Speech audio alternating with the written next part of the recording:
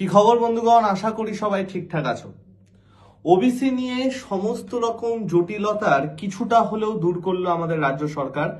গতকাল বিভিন্ন নিউজ চ্যানেলে, বিভিন্ন রেপুটেড নিউজ চ্যানেলে, বিভিন্ন জায়গায় এই একটা খবরই চলছে।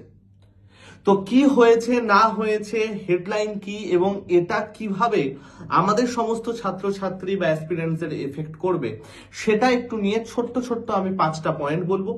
তো প্রত্যেককে ওয়েলকাম টু আড্ডা 24/7 বেঙ্গলি রেলওয়ে এবং পুলিশ চ্যানেল, যেখানে ভুলভাল কথা না বলে একদম অথেন্টিক নিউজ বলা হয়।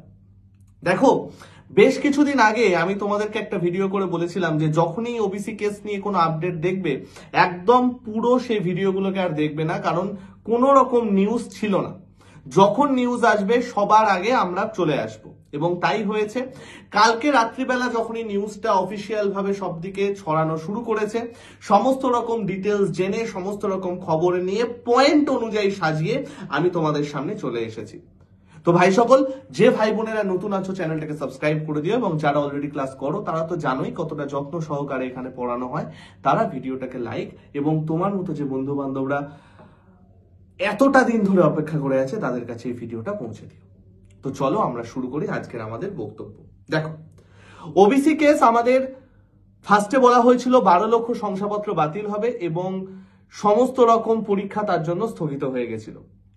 যদিও পিএসসি থেকে জানানো হয়েছিল যে পিএসসির পরীক্ষা নিতে কোনো রকম অসুবিধা নেই, যেহেতু গভর্নমেন্টের থেকে না করা হয়েছে সেই জন্য তারা কোনো রকম পরীক্ষা এখন নিতে পারছে না।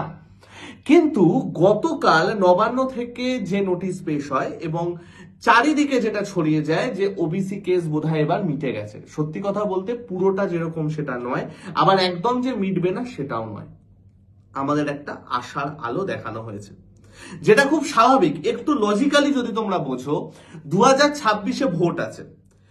দুটো ব্যাপার, ভোটের আগে যদি নিয়োগ প্রক্রিয়া সম্পূর্ণ না হয় তাহলে সরকারের উপর একটা প্রবল চাপ আসবে, আর ভোটের আগে নিয়োগ প্রক্রিয়ার নোটিশ যদি না দেয়া হয় তাহলে সরকারেরই লস। কিরম লস সেটা নিয়ে আমি আর বিস্তারিত বলতে যাচ্ছি না। তো আমাদের যে আপডেটটা দেয়া হয়েছে সেটা কি? আপডেট যেটা হয়েছে সেটা হলো আমাদের সংরক্ষণ 7% থেকে বেড়ে এখন 17% করা হয়েছে। অর্থাৎ আগে তো যারা ইউআর ক্যাটাগরি আছো তারা সবসময় বলতেই এখন তাদের আরো চিন্তার ব্যাপার চলে এলো। যাই হোক, সেই ব্যাপারে আমরা এখন যাচ্ছি না। সংরক্ষণ 7% থেকে বেড়ে 17% করা হয়েছে। নট অনলি দ্যাট, ওবিসি তালিকায় আগের যে 66টা জাতি ছিল তাদের মধ্যে দুটো জাতিকে বাতিল করা হয়েছে। দুটো জাতিকে বাতিল করা হয়েছে সমীক্ষার পরে। যে রিপোর্ট পেশ করার কথা বলা হয়েছিল সেই সমীক্ষাটা শেষ হয়েছে এবং রিপোর্টে নতুন 76খানা জাতিকে তালিকায় অন্তর্ভুক্ত করা হয়েছে। সুতরাং আগের 66-2 অর্থাৎ 64 প্লাস 76, টোটাল 140টা জাতি এখন ওবিসি তালিকায় কিন্তু অন্তর্ভুক্ত হয়েছে। এখন গল্পটা হয়েছে এই যে 140টা নতুন জাতি এলো, অন্তর্ভুক্ত এলো, এবার এইটা তাহলে আমাদের কোথায় কোথায় কিভাবে এফেক্ট করবে। দেখো, সবার আগে একটা জিনিস আমি বলে দিই, এবার আর ওবিসি এ আর ওবিসি বে নেই, যেটা আমি তোমাদের প্রথম দিন থেকে বলে আসছিলাম এই চ্যানেলে ভিডিও করে, যে ম্যাক্সিমাম প্রবাবিলিটি হচ্ছে দুটো ওবিসি কে সেম করে দেওয়া, সেন্ট্রালাইজড ফরম্যাট করে দেওয়া। ফার্স্ট অফ অল তো সেটা হয়েছে যে আমাদের সেন্ট্রালাইজড ফরম্যাট হয়ে গেছে, কোনো রকম আলাদা ওবিসি থাকবে না, একটাই ওবিসি থাকবে এবং সেখানে টোটাল 140টা জাতিগোষ্ঠীকে দেওয়া হয়েছে। সেই জাতিগোষ্ঠীর অন্তর্ভুক্ত যারা যারা থাকবেন তারা সেই ওবিসি সার্টিফিকেট বা ওবিসির সুবিধা নিতে পারবেন। এবার এই যে খবরটা এলো, এই খবরটার দুটো দিক আছে, একটা হচ্ছে ভালো দিক, একটা হচ্ছে খারাপ দিক। কি সেটা?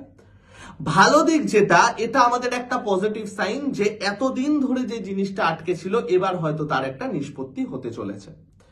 আমরা এতদিন ধরে একটা তারিখ পে তারিখ যেটা আস্তে আস্তে চলছিল, এইবার সেটা হয়তো ফাইনালি শেষ হবে এবং সেপ্টেম্বরের মধ্যে জুলাই মাসে যে ফাইনাল ডেটটা দেয়া হয়েছে, যেখানে সার্টিফিকেট পেশ করতে হবে এবং বিভিন্ন তথ্য পেশ করতে হবে সুপ্রিম কোর্টকে, সেটা হয়তো এবার ডান হয়ে যাবে। অলরেডি স্টেট গভর্নমেন্ট থেকে বলা হয়ে গেছে, এবার সেটা লোকসভা বিধানসভায় পাশ হয়ে যাবে, তারপরে হাইকোর্টে সুপ্রিম কোর্টে পেশ করবে, সুপ্রিম কোর্ট সেখানে মোহর লাগিয়ে দিলেই ব্যাস ডান, ওবিসি কেস ফাইনালি মিটবে। অর্থাৎ কেপিএসআই এর যে ফাইনাল লাস্ট পরীক্ষাটা বাকি আছে, কনস্টেবলের যে পরীক্ষা বাকি আছে, ডাব্লিউবিপির যে পরীক্ষা বাকি আছে, পর কিন্তু সেই পরীক্ষাগুলো এবার সবার আগে হবে। কারণ যেহেতু 2026-এ ভোট, তো সবার আগে পরীক্ষা হবে। প্রথম টাইম থেকে আমি বলে আসছিলাম যে পুজোর সময় করে তোমাদের পরীক্ষা হয়তো হবে। বিশ্বাস না হলে এই ভিডিওতেই পরে তোমরা এই চ্যানেলের বাকি ভিডিওগুলো দেখে নিও, আমারই ভিডিও পাবে, সেখানেই আমি বলেছি।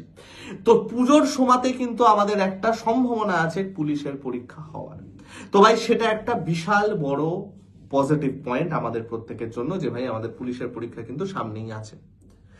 নাম্বার 2 যেটা, এই সংরক্ষণ তালিকার জন্য 7 থেকে বেড়ে যে 17% হলো, তার জন্য বাকি জাতির মানে যারা একদম নর্মাল জেনারেল, তাদের জন্য এবার একটা চাপ হয়ে গেল, এবং তাদেরকে আমার আর কিছু বলার নেই। তো যাই হোক, আমি সেদিকে গেলাম না, সেখানে তো সংবিধানের সমস্ত রকম তথ্য সেখানে চলে আসবে, কোনো তর্ক করে কিছু লাভ নেই।